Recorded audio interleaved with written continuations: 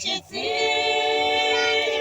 aremera ku ijambo ry'Imana ari ryo rihindura imitima yabo.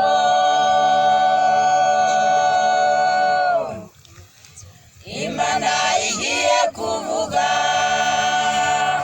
maze isi ihinda umushyitsi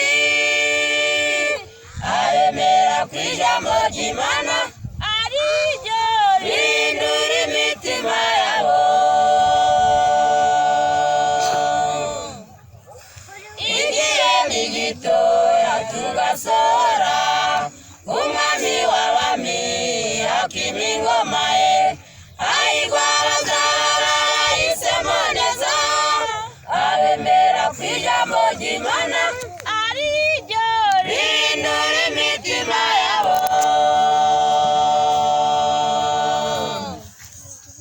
Igihe ni gitoya tugasohora umwami w'abami akima ingoma ye, hahirwa abazaba barahisemo neza abemera ku ijambo ry'Imana ari ryo rihindura imitima yabo.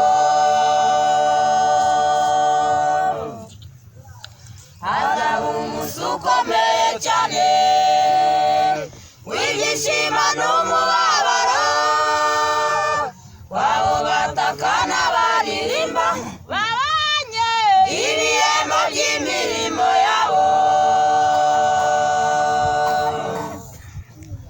Hazaba umunsi ukomeye cyane w'ibyishimo n'umubabaro, wabo batakana baririmba babanye ibihembo by'imirimo yabo. Igihe ni gitoya tugasohora umwami w'abami akima ingoma ye, hahirwa abazaba barahisemo neza abemera ku ijambo ry'Imana ari ryo rihindura imitima yabo.